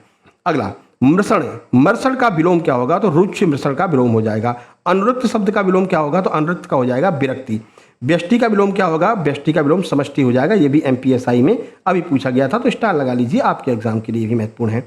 अगला, अवतल का विलोम क्या होगा? तो अवतल का विलोम उत्तल होगा। अरे सर, हिंदी में साइंस पढ़ा रहे हो, ठीक है, तो ये कल बताया था आपको, है ना। निकट दृष्टि दोष के लिए अवतल लेंस का प्रयोग करते हैं, दूर दृष्टि दोष के लिए उत्तल लेंस का प्रयोग करते हैं। क्यों करते हैं, कैसे करते हैं, सब कल हमने जो है टॉप 500 MCQ उसमें साइंस वाले में बताया था। अगला, षडानन का क्या अर्थ है? षडानन का अर्थ है कार्तिकेय, जिसको 6 मुख हैं इसलिए इनको षडानन कहा जाता है, ठीक है। आगे बढ़ते हैं। सौदामिनी किसका पर्यायवाची है? विद्युत यानी कि बिजली का पर्यायवाची सौदामिनी है। अच्छा, इन्हीं को मुरुगन भी कहते हैं। क्या कहते हैं? मुरुगन, मुरुगन, ठीक है ना। तो साउथ में अगर आप जाओगे ना, मुरुगन भगवान की पूजा होती है, वो मुरुगन यही होते हैं, कार्तिकेय जी। मार शब्द किसका पर्यायवाची है? तो कामदेव का पर्यायवाची है। भगवान शिव ने की बड़ी मार लगाई थी, है ना, तो ऐसे आप याद रख सकते हो। मार जो है कामदेव का पर्यायवाची होता है, पूछा जाता है। विसिक किसका पर्यायवाची है? तो बाण का पर्यायवाची विसिक होगा। खर का पर्यायवाची क्या है? तो गधा। गधा जो है वो खर का पर्यायवाची होता है। अगला देखिए 116, तुरंग शब्द का क्या अर्थ है? तो घोड़ा अर्थ होता है तुरंग का। अर्कजा किसका पर्यायवाची है? यमुना का पर्यायवाची अर्कजा है। 1 मिनट रुकते हैं, अभी किसी ने 128 रुपये का पेमेंट किया है, पहले उसको नोट्स भेज देते हैं, नहीं तो पेमेंट करने के बाद में एकदम धक धक होने लगती है, भैया पेमेंट तो कर दिया, नोट्स नहीं आए, पता नहीं फेंक तो नहीं है ना। तो थोड़ा आप वेट कर लिया करो, उसमें लास्ट सीन देख लिया करो ग्रुप में, लास्ट सीन सब सर कब आए हैं। जैसे लास्ट सीन अगर आपसे पहले आए होंगे तो आपको भेज देंगे, जैसे ही हम ऑनलाइन आते हैं देखते हैं कितने लोगों का जो पेमेंट आया, उनको तुरंत नोट्स भेज देते हैं ना। तो 1 मिनट का हम विराम लेंगे, नोट्स भेज करके वापस आते हैं, ठीक है। 117 पर चलते हैं। प्रश्न नंबर 117 है, अर्कजा किसका पर्यायवाची है? तो यमुना का पर्यायवाची है। वैश्वानर किसका पर्यायवाची है? अग्नि का। कानन किसका पर्यायवाची है? तो वन का है। कानन हो गया, कानन हो गया, कांतार हो गया, ठीक है, जंगल हो गया, ये सारे जो है आपके वन के पर्यायवाची हो जाते हैं। स्पेशली कानन पूछा जाता है, कानन का जंगल वन, तो हमने आपको बता दिया। मुकुंद किसका पर्यायवाची है? तो विष्णु भगवान का पर्यायवाची मुकुंद हो जाएगा। 121 आहूत और आहूत, देखो इसमें बड़े ऊ की मात्रा लगी, इसमें छोटे ऊ की मात्रा लगी है ना। तो ये समश्रुति भिन्नार्थक शब्द होते हैं। इनका अर्थ क्या है? तो बड़े वाले आहूत का अर्थ है बुलाया हुआ और छोटे वाले आहूत का अर्थ है हवन सामग्री, है ना। तो दोनों में जो है समश्रुति भिन्नार्थक शब्द होते हैं, इनको जरूर देख लेना, ये बहुत पूछे जाते हैं। अगला, अविराम और अविराम शब्द का अर्थ स्पष्ट कीजिए। तो अविराम का अर्थ है सुंदर, अविराम का अर्थ है लगातार। अंबुज और अंबुदी, इसका सही अर्थ क्या होगा? तो अंबुज का अर्थ है कमल, अंबुदी का अर्थ है सागर। तरणी और तरणी का अर्थ क्या होगा? इसमें छोटी की मात्रा, इसमें बड़ी की मात्रा। तो तरणी का अर्थ होता है सूर्य, तरणी का अर्थ होता है नाव। अली और आली का अर्थ क्या होगा? तो अली का अर्थ होता है भौरा, आली का अर्थ होता है सखी। ये बहुत पूछे जाते हैं मेरे भाई, फिर से बोल रहा हूँ, ये जितने भी है ना, ये इतने, ये मोस्ट इंपॉर्टेंट है। इसमें एक्स क्यों लिख रहे हैं? एक्स मोस्ट इंपॉर्टेंट है क्या? नहीं भैया, स्टार लगा दीजिए, ठीक है। तो ये मोस्ट इंपॉर्टेंट है ना। ये सारे के सारे प्रश्न अभी MPSI में पूछे गए हैं। अगला देखिए 126, जिसके पास कुछ ना हो वाक्यांश के लिए एक शब्द क्या होगा? ये अकिंचन शब्द होगा, जिसके पास कुछ भी ना हो, जिसे बुलाया ना गया, उसे क्या कहेंगे? उसे अनाहूत कहेंगे। मोक्ष की इच्छा रखने वाले को क्या कहते हैं? मूछ कहते हैं, मुमुक्षु। जो किए गए उपकार को ना मानता हो क्या कहेंगे? कृतघ्न कहेंगे। पेट की अग्नि को क्या कहते हैं? जठराग्नि कहते हैं। जंगल में लगने वाली अग्नि को क्या कहते हैं? या तो दावाग्नि कह दो या दावा नल कह दो, ठीक है ना। दावाग्नि बहुत ज़्यादा पूछा जाता है। समुद्र में लगने वाली आग को बड़वा नल या फिर बड़वाग्नि कहते हैं। दिशाएं ही जिनका वस्त्र है उन्हें क्या कहा जाता है? उन्हें दिगंबर कहते हैं। जो स्त्री सूर्य भी ना देख सके उसे क्या कहते हैं? असूर्य स्पृश्या, ठीक है। जीने की इच्छा रखने के लिए एक शब्द क्या होगा? जिजीविषा। अंधे की लकड़ी मुहावरे का क्या अर्थ है? एकमात्र सहारा। अगला देखिए, गूलर का फूल होना, इस मुहावरे का क्या अर्थ है? दुर्लभ होना या दिखाई न देना या ईद का चांद होना, एक ही बात है। काठ की हांडी बार बार नहीं चढ़ती, लोकोक्ति का क्या अर्थ है? तो छल कपट का व्यवहार हमेशा नहीं चलता। वैसे टॉप 100 हम करवा चुके हैं मुहावरे और लोकोक्ति, है ना। टॉप 100 वीडियो में करवा चुके हैं, इसकी PDF भी डाल चुके हैं, है ना, जो टॉपिक वाइज हमने टॉप 100 करवाए हैं उसमें। अगला देखिए, अगला है जूतम पैजार मुहावरे का क्या अर्थ होगा? तो लड़ाई झगड़ा होना है। जूतम जूता चल गई, ठीक है ना, तो लड़ाई झगड़ा। नक्कार खाने में तूती की आवाज़ मुहावरे का क्या अर्थ होगा? तो समर्थ व्यक्ति के सामने असमर्थ व्यक्ति का प्रभाव ना पड़ना। आसमान से गिरा खजूर में अटका, क्या अर्थ हो जाएगा? एक विपत्ति से छूट करके दूसरी विपत्ति में फंसना। कौवा चला हंस की चाल, क्या अर्थ है? तो बड़ों की नकल करना। गोबर गणेश मुहावरे का क्या अर्थ है? मूर्ख या फिर निकम्मा। उड़ती चिड़िया के पंख गिनना, ये मुहावरे का क्या अर्थ है? अत्यंत अनुभवी होना। उड़ती चिड़िया के पर गिनने के बराबर होता है। अगला, आग में घी डालना, मुहावरे का क्या अर्थ है? तो क्रोध को और अधिक भड़काना। अखरोट का तत्सम क्या हो जाएगा? तो अछोट जो है वो अखरोट शब्द का तत्सम होता है। तो ध्यान रखना, जो अछोट है ना, ये बिगड़ करके अखरोट हो गया है, तो ये तद्भव हो जाएगा, ये तत्सम हो जाएगा। अगला देखिए, अकार्य का तद्भव रूप क्या होगा? तो अकाज। टकसाल का तत्सम क्या हो जाएगा? टंकसाला। देवर का तत्सम द्विवर। भतीजा का तत्सम भातृव्य, है ना। तो ये संस्कृत के जितने वाक्य होते हैं ना, जितने सब संस्कृत के होते हैं, वो ज़्यादातर तत्सम होते हैं। अगला देखिए, मक्खन का तत्सम रूप क्या हो जाएगा? तो मच्छण या फिर मंथज, ठीक है। ससुर का तत्सम क्या होगा? स्वसुर। हल्दी का तत्सम क्या होगा? हरिद्रा। आगे बढ़ते हैं, अगला देखते हैं। अगला है 154, सौत का तत्सम क्या होगा? सपत्नी। खत्री शब्द का तत्सम क्या होगा? क्षत्रिय। अधिकता का अर्थ क्या होता है? तो पहाड़ के ऊपर की जो समतल भूमि होती है, जैसे ये पहाड़ है, ठीक है ना, यहाँ काटकर समतल कर दिया जाए तो इसको हम क्या कहते हैं? इस भूमि को अधिकता कहते हैं, ठीक है। अगला देखिए, उपयुक्तता किसको कहते हैं? तो पहाड़ के नीचे की समतल भूमि, जैसे ये पहाड़ है, यहाँ की जो समतल भूमि होगी उसको हम कहेंगे उपत्यका। अगला, पार्थिव का अर्थ क्या होता है? तो जिसका संबंध पृथ्वी से हो। शैव किसे कहते हैं? जो शिव की उपासना करता हो। अगला देखिए, अज्ञेय शब्द का क्या अर्थ हो जाएगा? तो जिसे जाना ना जा सके उसे अज्ञेय कहते हैं। वाचाल किसे कहते हैं? जो बहुत अधिक बोलता है। मितभाषी का क्या अर्थ है? जो बहुत कम बोलता है। अगोचर का क्या अर्थ है? जिसका अनुभव इंद्रियों से ना हो सके। युयुत्सा का क्या अर्थ है? युद्ध की इच्छा रखने वाले को युयुत्सा कहते हैं। अगला, मुमूर्षा का क्या अर्थ है? तो मरने की इच्छा रखने वाले को मुमूर्षा कहते हैं। आसन्न का विलोम क्या हो जाएगा? आसन्न मतलब होता है सामने, दूरस्थ मतलब होता है दूर, तो आसन्न का विलोम दूरस्थ हो जाएगा। कृत्रिम का विलोम क्या हो जाएगा? कृत्रिम का विलोम प्राकृतिक हो जाएगा। कहते नहीं कृत्रिम चीजें हैं, यानी कि मानवों के द्वारा जो निर्मित होती है, कृत्रिम झील हो गई, ठीक है। अच्छा, कमेंट बॉक्स में कमेंट करके इसी बात पे बता दो तुम्हारी GS की तैयारी कितनी है। सबसे बड़ी कृत्रिम झील भारत की वो कौन सी है? जल्दी से बताओ, कृत्रिम झील भारत की सबसे बड़ी कौन सी है? देखते हैं GS में कितनी तुम्हारी तैयारी है। चलो, बाकी GS का टॉप 100 लेकर आए, बताइए। MPGK का टॉप 500 हो गया, जीएस का टॉप 500 करें, एमपी जीके का टॉप 500 हो गया, ठीक है, साइंस का टॉप 500 हो गया, हिंदी का टॉप 500 हो गया। क्या आप चाहते हैं कि जीके, जीएस, करंट अफेयर को मिलाकर के टॉप 500 करवा दें? अगर चाहते हैं तो कमेंट बॉक्स में कमेंट कीजिए, या फिर आप इकोनॉमिक्स की टॉप 100 चाहते हैं वो भी आप कमेंट बॉक्स में कमेंट कर दीजिए। इकोनॉमिक्स की अभी टॉप 100 भी रह गई, एग्जाम से पहले पहले हम सोच रहे हैं ये सारी चीज़ें करवा दें। अगला देखिए, गरल का विलोम क्या होगा? तो सुधा या फिर अमृत जो है वो गरल का विलोम हो जाएगा। गरल का अर्थ होता है विष। तिमिर का विलोम क्या होगा? तिमिर मतलब होता है अंधेरा, विलोम हो जाएगा आलोक या प्रकाश। नूतन का विलोम क्या होगा? तो नूतन का अर्थ होता है नवीन यानी नया, पुरातन का अर्थ होता है पुराना, तो पुरातन हो जाएगा, ठीक है। बंधन का विलोम शब्द क्या है? तो बंधन का विलोम मुक्ति है। मूक का विलोम क्या हो जाएगा? मूक का विलोम वाचाल। मूक मतलब ना बोलने वाला, वाचाल माने बोलने वाला। विपन्न का विलोम क्या है? विपन्न का विलोम संपन्न है। सृष्टि का विलोम क्या है? तो सृष्टि का विलोम प्रलय है। सृष्टि माने निर्माण करना, प्रलय माने समाप्त करना या फिर खत्म कर देना। अगला, हास का विलोम क्या होगा? तो हास का विलोम वृद्धि। हास का मतलब होता है किसी भी चीज को कम करना, वृद्धि का मतलब होता है किसी चीज को बढ़ाना। अंबक किसका पर्यायवाची है? तो अंबक जो है आंख या फिर नेत्र का है। अंबक हो गया नेत्र, नयन, लोचन, दृग, ये सारे के सारे आंख के पर्यायवाची हैं। अमीय किसका पर्यायवाची है? तो अमृत का पर्यायवाची अमी है। आगार किसका पर्यायवाची है? तो घर या फिर भवन का पर्यायवाची आगार हो गया, निकेतन हो गया, ये सारा घर का पर्यायवाची होता है, ठीक है। अगला, इंदिवर किसका पर्यायवाची है? तो नीले कमल का पर्यायवाची इंदिवर होता है। उत्पल किसका पर्यायवाची? कमल का पर्यायवाची उत्पल होता है। उरग किसका पर्यायवाची? सांप या फिर सर्प का जो है फड़ानन, सांप, सर्प, ये सारे के सारे उरग के पर्यायवाची होते हैं। कपि किसका पर्यायवाची है? बंदर का। केहर किसका पर्यायवाची? सिंह या फिर शेर का। खग किसका पर्यायवाची है? पक्षी का। और इसको जो है क्या कहते हैं? द्विवर भी कहते हैं ना, द्विज। द्विज, द्विज का अर्थ होता है दो बार जन्मा हुआ, ठीक है, इसको द्विज भी कहते हैं। अब जो इस पक्षी होता है, पक्षी और ब्राह्मण, इनका जन्म दो बार होता है, ठीक है ना। एक बार अंडे से निकलते हैं और फिर जो है एक बार मतलब अंडे में रहते हैं, एक बार अंडे से बाहर निकलते हैं, तो दो बार इनका जन्म होता है, तो इनको हम क्या कहते हैं? द्विज कहते हैं। और ब्राह्मण का कैसे होता है? तो ब्राह्मण का एक बार जन्म होता है और एक बार जब उसका यज्ञोपवीत होता है ना, उसको भी उसका पुनर्जन्म माना जाता है, तो उसको भी द्विज कहा जाता है, ठीक है। अगला, गयंत किसका पर्यायवाची है? तो गयंत यानी हाथी का पर्यायवाची हो जाएगा। अगला, चंद्रहास किसका पर्यायवाची है? तलवार का, ठीक है। अगला, जलद और जलद में क्या अंतर होता है? तो जो जलद है ना वो बादल कहते हैं जलद को, और जलधि, धी किसे कहते हैं? समुद्र को कहते हैं। ये समश्रुति भिन्नार्थक शब्द है, पूछे जाते हैं। अंश और अंश का क्या अर्थ होता है? तो ये सरौता वाला है इसका अर्थ कंधा होता है, सीटी वाला जो इसका अर्थ हिस्सा होता है। अगला, अवधि और अवधि का अर्थ स्पष्ट कीजिए। तो अवधि का अर्थ होता है समय सीमा और अवधि एक भाषा होती है, ठीक है। अगला, कपि और कपी का अर्थ क्या होता है? तो कपि का अर्थ है बंदर, कपी का अर्थ है घिरनी, घिरनी जो गोल गोल घूमती है। कृपण और कृपाण का क्या अर्थ है? तो कृपण का अर्थ है कंजूस, कृपाण का अर्थ है तलवार। सारे टॉपिक को कवर किया है जहां तक हमसे हो पाया है, सारे टॉपिक को कवर किया है। अगला देखिए, तरंग और तुरंग का क्या अर्थ है? तो तरंग का अर्थ है लहर, तुरंग का अर्थ है घोड़ा। दिन और दीन का क्या अर्थ है? तो दिन का अर्थ हो जाएगा दिवस, दीन का अर्थ हो जाएगा गरीब। नीरज और नीरुज का क्या अर्थ है? तो नीरज का अर्थ है कमल, नीरुज का अर्थ है रोग रहित।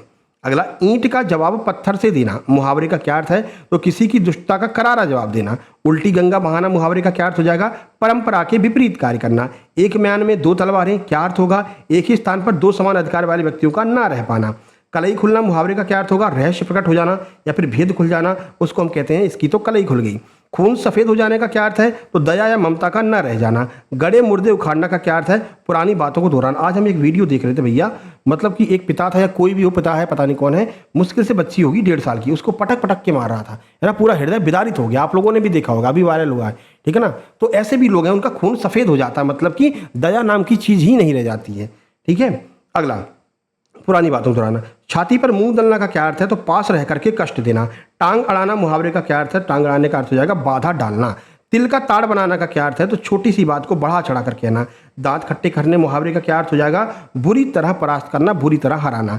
205 देखिए, नाक का बाल होना, मुहावरे का क्या अर्थ है? अत्यंत प्रिय होना। नाक का बाल टूट जाए तो बहुत दर्द होता है, इसलिए नाक का बाल अत्यंत प्रिय होता है।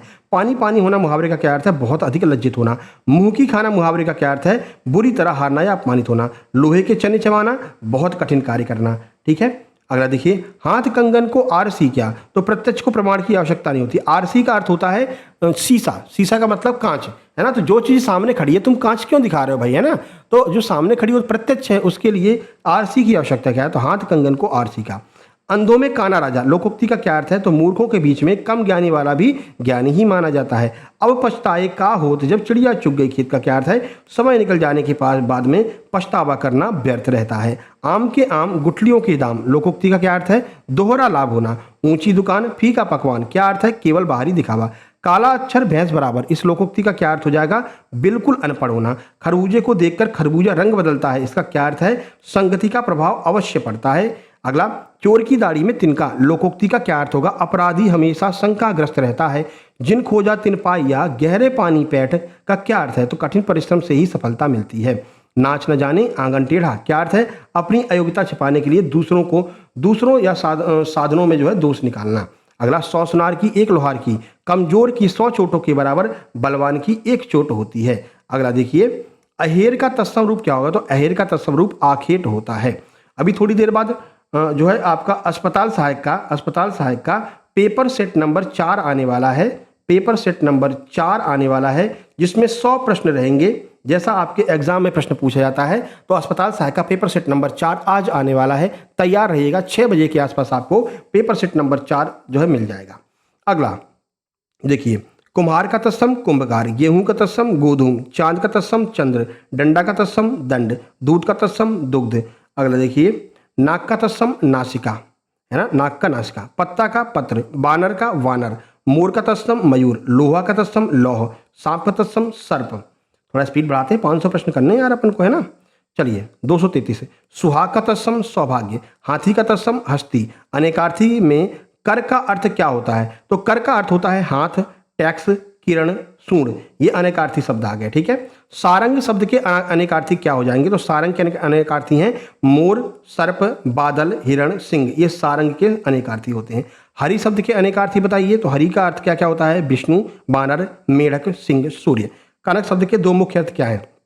सोना और धतूरा, वही कनक कनक ते सौगुनी, यानी कि यमक अलंकार। अगला, वर्ण शब्द के अनेकार्थी बताइए, तो अक्षर, रंग और जाति। अलंकार में किस उपसर्ग का प्रयोग हुआ है? तो अलम उपसर्ग का प्रयोग हुआ है। अतीत शब्द में कौन सा उपसर्ग है? तो अतीत में अति उपसर्ग है, ठीक है, अतीव में।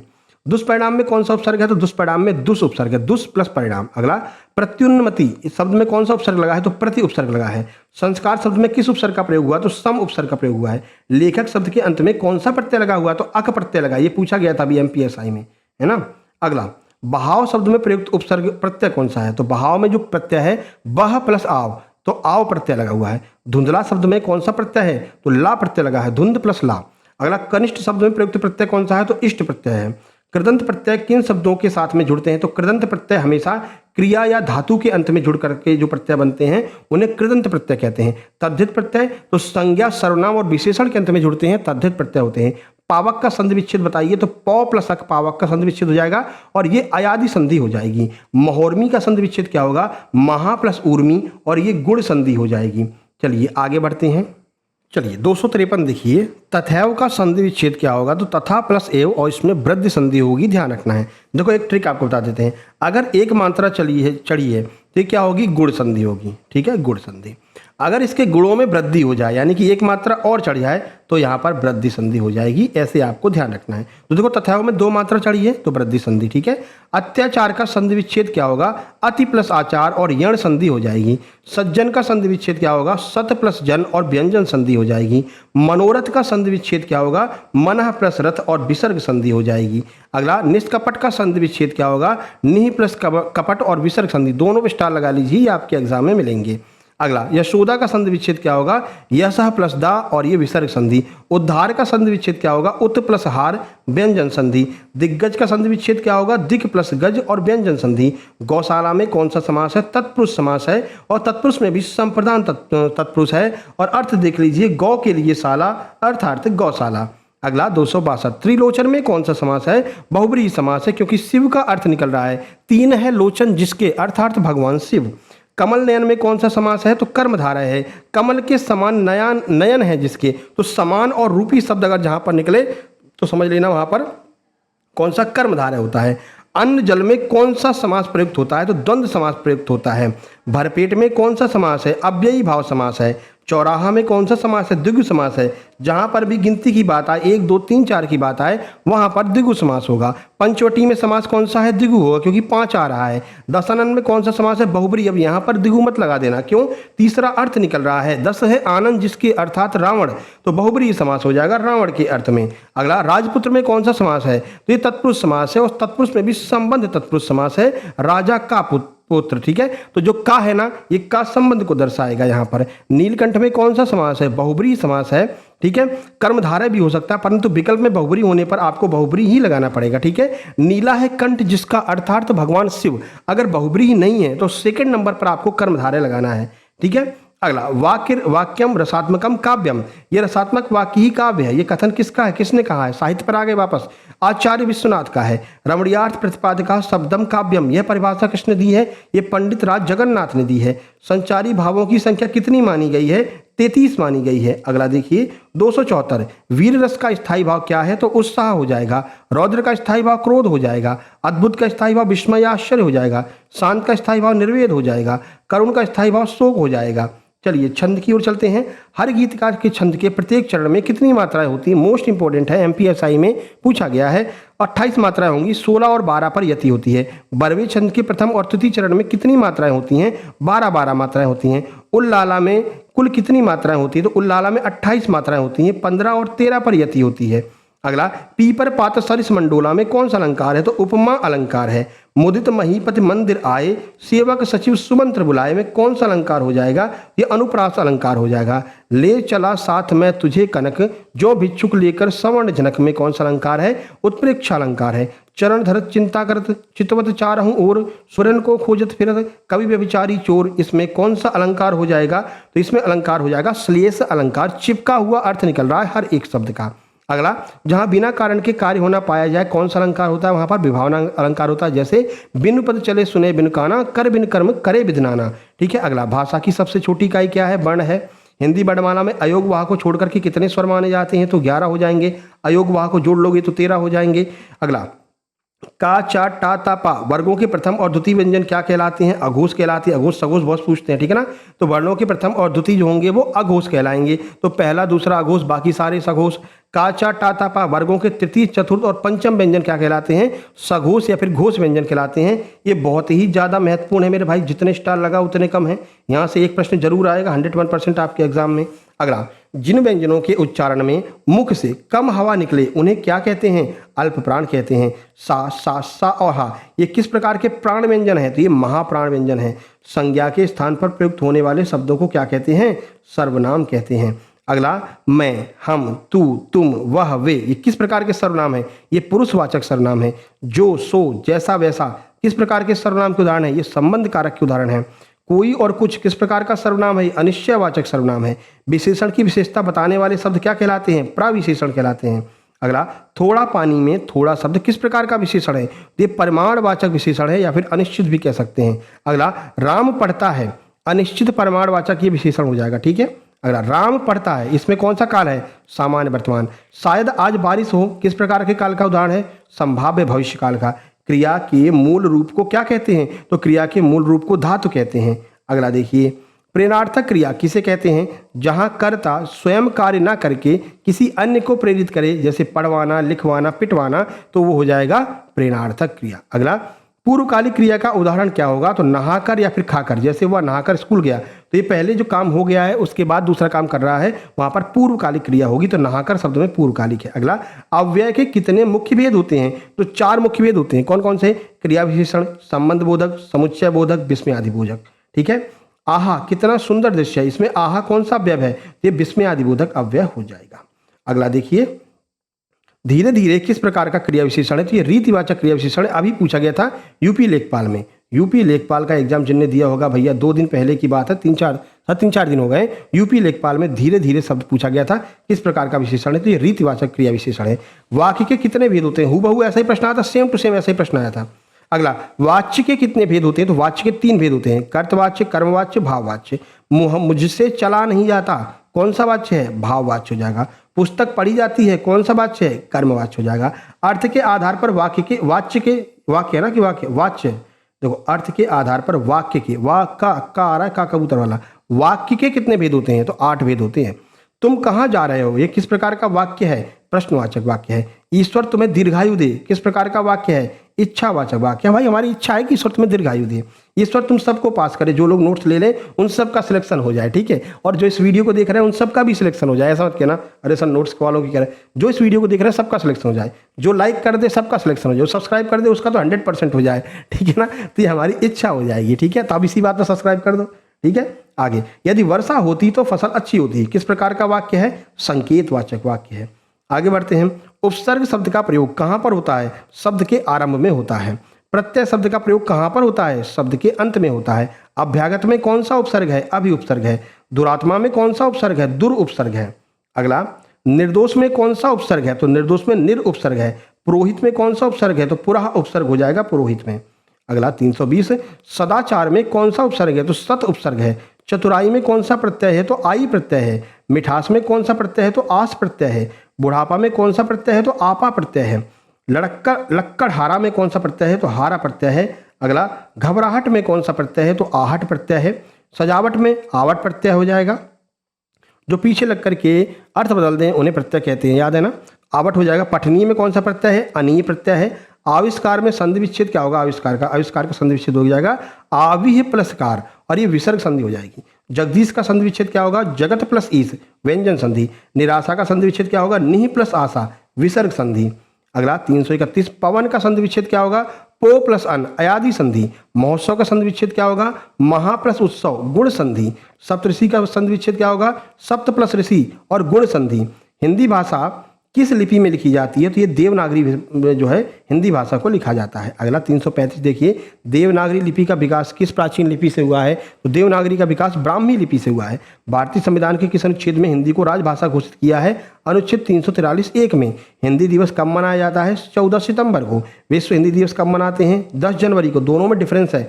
हिंदी दिवस ये अपना वाला है 14 सितंबर, विश्व हिंदी दिवस 10 जनवरी। अगला, ब्रज भाषा का विकास किस अपभ्रंश से हुआ है? सौरसैनी अपभ्रंश से। अवधी का विकास किस उपभाषा वर्ग के अंतर्गत आती है? अवधी ये पूर्वी हिंदी के अंतर्गत आती है। मैथिली, मगही, भोजपुरी बोलियां किस उपभाषा के अंतर्गत आती हैं? बिहारी हिंदी के अंतर्गत। खड़ी बोली कौरवी का विकास किस अपभ्रंश से हुआ है? सौरसैनी अपभ्रंश से हुआ है। राजस्थानी हिंदी के अंतर्गत मुख्य रूप से कौन सी बोलियां आती हैं? मारवाड़ी, जयपुरी या फिर ढूंढाड़ी, मेवाती और मालवी, 4 बोलियां आती हैं। आदिकाल को सिद्ध सामंत काल किसने कहा है? साहित्य पर चल रहे हैं अपन इस समय, राहुल सांस्कृतायन ने। आदिकाल को चारण काल किसने कहा है? डॉक्टर राम कुमार वर्मा ने और ग्रियर्सन ने। आदिकाल को बीज वपन काल किसने कहा है? महावीर प्रसाद द्विवेदी ने। अगला, भक्ति काल को पूर्व मध्यकाल और रीतकाल को उत्तर मध्यकाल किसने कहा है? ये आचार्य रामचंद्र शुक्ल ने। सगुण भक्ति धारा की कृष्ण भक्ति शाखा के प्रमुख कवि कौन है? सूरदास जी। रामचरितमानस की भाषा क्या है? अवधी भाषा है। निर्गुण भक्ति धारा की ज्ञानाश्रयी शाखा संत काव्य के प्रमुख कवि कौन है? ये हैं कबीरदास जी। अगला, प्रेमाश्रयी शाखा जिसे हम सूफी काव्य भी कहते हैं, प्रमुख कवि कौन है? मलिक मोहम्मद जायसी। अगला देखिए, विनय पत्रिका के रचयिता कौन है और इसकी भाषा क्या है? तुलसीदास जी हैं और ब्रज भाषा में लिखा है। सूरसागर के रचयिता सूरदास जी हैं। पृथ्वीराज रासो किस काल की रचना है? ये आदिकाल की रचना है, चंद्रबरदाई। परमाल रासो आलाखंड के रचयिता कौन है? जगनिक हैं। बीसल देव रासों के रचनाकार कौन है? नरपति नाल हैं। ये प्रश्न भी बहुत महत्वपूर्ण है, ये भी और ये भी। ये तीनों प्रश्न MPSI प्री में पूछे गए थे अलग अलग शिफ्ट में, ठीक है। आगे बढ़ते हैं। खुमान रासों के रचयिता कौन है? दलपति विजय। विद्यापति को अन्य किस नाम से जानते हैं? मैथिल कोकिल के नाम से। MPSI में यह भी पूछा गया था। कबीरदास के गुरु का क्या नाम है? रामानंद। मीराबाई के गुरु का क्या नाम है? संत रैदास या फिर रविदास। आगे बढ़ते हैं। तुलसीदास के गुरु का क्या नाम था? नरहरिदास। अष्टछाप के सर्वश्रेष्ठ भक्त कवि कौन माने जाते हैं? सूरदास जी। इनको अष्टछाप का जहाज भी कहा जाता है। अगला, पुष्टि मार्ग का जहाज किसे कहते हैं? अष्टछाप का तो सूरदास जी हैं। पुष्टि छाप का किसको कहते हैं? तो ये भी सूरदास जी हैं। पुष्ट छाप या फिर अष्टछाप दोनों सूरदास। रामचंद्र का रचयिता कौन है? केशवदास जी। बिहारी सत्सई में किस रस की प्रधानता है? तो श्रृंगार रस की प्रधानता है। अगला, घनानंद किस काव्य धारा के कवि हैं? रीति मुक्त काव्य धारा के। शिवा बावनी छत्रसाल दशक के रचयिता कौन है? महाकवि भूषण, और ये वीर रस के कवि हैं, ध्यान रखना है। 368, आधुनिक काल को गद्य काल का नाम किसने दिया था? आचार्य रामचंद्र शुक्ल ने। भारत भारती के रचयिता कौन है? मैथिली शरण गुप्त। राष्ट्रकवि की उपाधि किसे दी गई है? मैथिली शरण गुप्त को, और रामधारी दिनकर को भी दी गई है, लेकिन मुख्य रूप से मैथिली शरण गुप्त को दी गई है। कामायनी में श्रद्धा किसका प्रतीक है? तो हृदय का प्रतीक है। कामायनी में मनु किसका प्रतीक है? तो मन का प्रतीक है, ठीक है। अगला देखिए, राम की शक्ति पूजा कवि के रचयिता कौन है? ये है सूर्यकांत त्रिपाठी निराला। कुकुरमुत्ता और परिमल किसकी रचनाएं हैं? सूर्यकांत त्रिपाठी निराला। यामा काव्य संग्रह के लिए महादेव वर्मा को कौन सा पुरस्कार मिला था? ज्ञानपीठ पुरस्कार 1982, ध्यान रखना 1982 में मिला था। आंसू लहर झरना किसके काव्य संग्रह हैं? ये जयशंकर प्रसाद के हैं, ठीक है। आंसू लहर और झरना जयशंकर प्रसाद के। चांद का मुंह टेढ़ा गजानन माधव मुक्तिबोध। संसद से सड़क तक किसकी रचना है? सुदामा पांडे धूमिल की। अंधा युग किसकी रचना है? अंधा युग हो गया, ठंडा लोहा हो गया, ये धर्मवीर भारती की। अगला, गोदान गबन कर्मभूमि उपन्यासों के लेखक कौन है? तो ये उपन्यास सम्राट मुंशी प्रेमचंद। अगला, त्यागपत्र उपन्यास के लेखक कौन है? जैनेन्द्र कुमार। शेखर एक जीवनी किस उपन्यास के लेखक है? किसका उपन्यास है? ये अज्ञे जी का है। बाण भट्ट की आत्मकथा उपन्यास के लेखक कौन है? हजारी प्रसाद द्विवेदी। झूठा सच इस उपन्यास को किसने लिखा है? ये यशपाल जी ने लिखा है, ये बहुत पूछते हैं ये झूठा सच। तमस उपन्यास के रचयिता कौन है? स्टार लगा लीजिए, भीष्म साहनी। राग दरबारी उपन्यास के रचयिता कौन है? श्रीलाल शुक्ल। आधे अधूरे और आषाढ़ का एक दिन नाटक के रचयिता कौन है? ये है मोहन राकेश। अगला, अंधेर नगरी और भारत दुर्दशा किसने लिखा है? तो भारतेंदु हरिश्चंद्र ने। ध्रुव स्वामिनी चंद्रगुप्त के नाटकों के रचयिता कौन है? जयशंकर प्रसाद। चिंतामणि किसका निबंध संग्रह है? आचार्य रामचंद्र शुक्ल का। अशोक के फूल निबंध संग्रह के लेखक कौन है? हजारी प्रसाद द्विवेदी। कलम का सिपाही प्रेमचंद की जीवनी ये किसने लिखी है? तो अमृत राय प्रेमचंद के पुत्र के द्वारा। आवारा मसीहा शरदचंद की जीवनी के लेखक कौन है? विष्णु प्रभाकर। क्या भूलूं क्या याद करूं किसकी आत्मकथा का पहला भाग है? हरवंश राय बच्चन, ये अमिताभ बच्चन के पिताजी हैं। नील का निर्माण फिर किसकी रचना है? तो हरवंश राय बच्चन की। हिंदी का प्रथम समाचार पत्र कौन सा है? यह है उदंड मार्तंड, 1826 में आया था। उदंड मार्तंड के संपादक कौन है? पंडित जुगल किशोर शुक्ल। हंस पत्रिका के संस्थापक कौन है? तो यह है मुंशी प्रेमचंद। धर्मयुग पत्रिका का संपादन किसने किया था? धर्मवीर भारती ने। कवि वचन सुधा पत्रिका किसने लिखी है? तो ये भारतेंदु हरिश्चंद्र के द्वारा। 400 प्रश्न हो गए। अब तो जल्दी से लाइक कर दो मेरे भाई, अब कठिन प्रश्नों का दौर शुरू होने वाला है, ठीक है। हार्ड प्रश्न यहाँ से। चलिए 401 को गायब कर दिया। 401 चंद्रधर शर्मा गुलेरी हैं, ठीक है। ये किस कोई रचना होगी, इसको हम जब एडिट करेंगे तो एडिट करके आपको भेज देंगे, ठीक है मेरे भाई। चलो पीडीएफ को जब एडिट करेंगे। 402 हिंदी साहित्य के किस काल को सिद्ध सामंत काल कहा गया और यह नाम किसने दिया है? तो आदिकाल को सिद्ध सामंत काल कहा है, महापंडित राहुल संस्कृतायन ने दिया है नाम। अपभ्रंश और राजस्थानी भाषा के योग से बनी वीर रस प्रधान काव्य भाषा को क्या कहते हैं? डिंगल भाषा कहते हैं। हिंदी की प्रथम साहित्यिक रचना त्रावकाचार 933 ईस्वी में लिखी गई, इसके रचयिता कौन है? आचार्य देवसेन। 405 नाथ संप्रदाय में नाथों की कुल संख्या कितनी मानी गई है? तो 9 मानी गई, 9 नवनाथ हैं, ठीक है। अगला, सिद्ध साहित्य में सिद्धों की कुल संख्या कितनी मानी है? 84 सिद्ध माने गए हैं। परमाल रासो आला खंड को सर्वप्रथम 1865 में किसने प्रकाशित करवाया था? चार्ल्स इलियट महोदय ने। संत कबीरदास की बाड़ियों का संग्रह बीजक के नाम से किसने संकलित किया था? किसने इसको संकलित किया था तीनों को? तो उनके शिष्य धर्मदास ने 1464 में। कठिन प्रश्न है, पहले ही बता दिया ना, हार्ड जब आएगा तो ये प्रश्न आपको देखने को मिलेंगे। हर लेवल पर आपको तैयार कर रहे हैं। पद्मावत महाकाव्य में चित्तौड़ और राजा रतन सेन क्रमशः किसके प्रतीक हैं? चित्तौड़ शरीर का और रतन सेन मन और आत्मा का प्रतीक है। द्वैताद्वैतवाद भेदाभेदवाद दर्शन के प्रवर्तक आचार्य कौन है? तो निम्बकाचार्य है। पुष्टि मार्ग की स्थापना और शुद्धतावाद के प्रवर्तक कौन है? ये हैं आचार्य वल्लभाचार्य। अगला, विशिष्ट द्वैतवाद के प्रवर्तक आचार्य कौन माने जाते हैं भैया? रामानुजाचार्य माने जाते हैं। अगला, रास पंचाध्यायी रोला छंद में लिखा गया है, इसके रचयिता कौन है? नंददास हैं। अष्टछाप के कवियों में वल्लभाचार्य द्वारा नियुक्त प्रथम कीर्तनकार कौन है? कुंभनदास। खड़ी बोली हिंदी में रचित प्रथम गद्य की पुस्तक किसे माना जाता है? तो खड़ी बोली में लिखी गई प्रथम पुस्तक कौन है? चंद्रधन वर्णन की महिमा, ये गंग कवि के द्वारा लिखी गई है। खड़ी बोली हिंदी में रचित प्रथम गद्य की पुस्तक है, ध्यान रखना है ना। आगे बढ़ते हैं। परिमार्जित खड़ी बोली गद्य की प्रथम पुस्तक भाषा योग वासिष्ठ के रचयिता कौन है? ये हैं राम प्रसाद निरंजयी। काशी नागरी प्रचारणी सभा की स्थापना किस वर्ष हुई थी? 1893 में बाबू श्याम सुंदर दास, राम नारायण मिश्र, शिव कुमार सिंह के द्वारा की गई थी, ध्यान रखना है आपको। चलिए आगे बढ़ते हैं। 418 छायावाद को स्थूल के प्रति सूक्ष्म का विद्रोह किस आलोचक ने कहा है? डॉक्टर नगेंद्र ने। कभी कुछ ऐसी तान सुनाओ जिससे उथल पुथल मच जाए, यह पंक्ति किस कवि की है? तो बालकृष्ण शर्मा नवीन की है। प्रगतिशील लेखक PWA का प्रथम अधिवेशन भारत में कब और कहां पर हुआ? 1936 में लखनऊ में हुआ था। अध्यक्षता मुंशी प्रेमचंद जी के द्वारा की गई थी। 421 तार सप्तक के बाद दूसरा सप्तक का प्रकाशन अज्ञे जी ने किस वर्ष किया था? 1951 में। गजानन माधव मुक्तिबोध की रचना चांद का मुंह टेढ़ा की भूमिका एक विलक्षण प्रतिभा शीर्षक से किसने लिखी है? तो इनकी कॉपी की है और एक विलक्षण प्रतिभा शीर्षक से जो है दोबारा लिखी गई है शमशेर बहादुर सिंह ने। नई कविता नामक पत्रिका का प्रकाशन 1954 में किसके संपादन में शुरू हुआ था? डॉक्टर जगदीश गुप्त के संपादन में। संशय की एक रात, राम के मन के संशय पर आधारित प्रबंध काव्य किसकी रचना है? ये नरसिंह मेहता की है। अगला, ब्रह्म राक्षस और अंधेरे में नामक लंबी और जटिल कविताओं के रचयिता कौन है? ये है गजानन माधव मुक्तिबोध। ब्रह्म राक्षस बहुत पूछते हैं। लोकायतन, गांधी के जीवन पर आधारित महाकाव्य का रचयिता कौन है? सुमित्रा नंदन पंत। गोदान उपन्यास का मुख्य पत्र होरी किस गांव का रहने वाला था? बहुत महत्वपूर्ण है, बहुत पूछते हैं ये प्रश्न। ये बेलारी गांव का रहने वाला था। हजारी प्रसाद द्विवेदी के उपन्यास बाढ़ भट्ट की आत्मकथा में न्यूनिया का वास्तविक नाम क्या है? निपुणी का नाम है न्यूनिया का वास्तविक नाम। ठीक है, खोज करके ले आए हैं क्वेश्चन, ये मेंस वाले हैं, MPPSC मेंस के और MPSI मेंस के, जो अभी हुआ है रिसेंट में MPSI हुआ है मेंस। अगला, मोहन राकेश के नाटक आषाढ़ का एक दिन में मल्लिका का संबंध किस ऐतिहासिक महाकवि के जीवन से है? ये कालिदास के जीवन से। सिंदूर की होली प्रसिद्ध समस्या का प्रधान नाटक के रचयिता कौन है? तो यह है लक्ष्मी नारायण मिश्र, जिन्होंने सिंदूर की होली लिखा है। तत्कालीन गवर्नर लॉर्ड कर्जन की नीतियों पर व्यंग करते हुए शिव शंभू के चिट्ठे किसने लिखे थे? बाल मुकुंद गुप्त ने लिखे थे। अरे यायावर रहेगा याद और एक बूंद सहसा उछली यात्रा वृतांत के रचयिता कौन है? अज्ञे जी हैं, सच्चिदानंद हीरानंद वात्स्यायन अज्ञे जी। 33 देखिए, माटी की मूर्तें और गेहूं और गुलाब नामक प्रसिद्ध रेखाचित्र किसके द्वारा लिखे गए हैं? राम वृक्ष बेनीपुरी के द्वारा। अगला देखिए, संस्कृत काव्य शास्त्र के प्रसिद्ध ग्रंथ रस गंगाधर के रचयिता कौन है? पंडित राज जगन्नाथ। काव्य शास्त्र में ध्वनि संप्रदाय के प्रवर्तक कौन माने जाते हैं? आनंद वर्धन। काव्य में औचित्य संप्रदाय के प्रवर्तक कौन है? आचार्य क्षेमेंद्र। वक्रोक्ति संप्रदाय के प्रवर्तक आचार्य कौन माने जाते हैं? आचार्य कुंतक। अगला देखिए, रस सिद्धांत में साधारणीकरण के सिद्धांत का सर्वप्रथम प्रतिपादन किसने किया था? भट्ट नायक ने।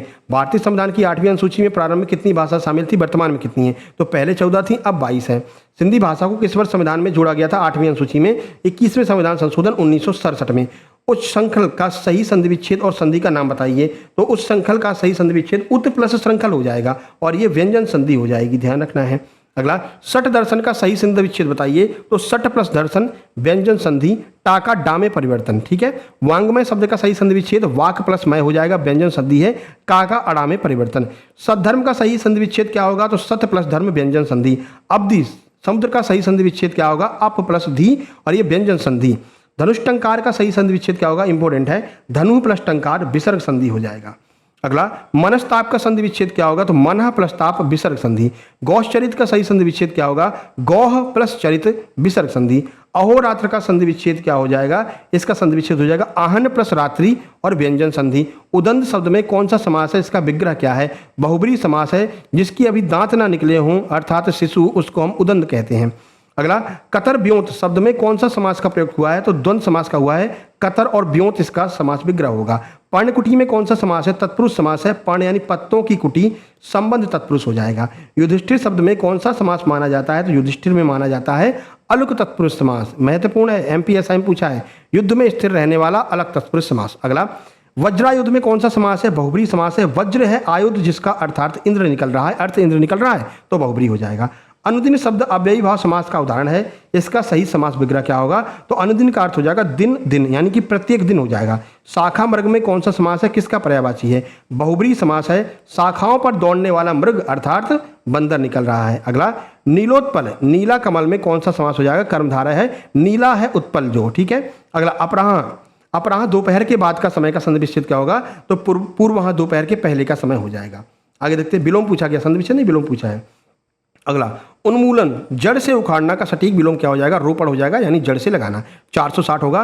रुग्ण बीमार का विलोम क्या है? तो स्वस्थ है। सत्कर्म सम्मानित का विलोम शब्द क्या है? तिरस्कृत अपमानित है। विपुल बहुत अधिक का विलोम शब्द क्या है? स्वल्प, यानी कि बहुत कम हो जाएगा।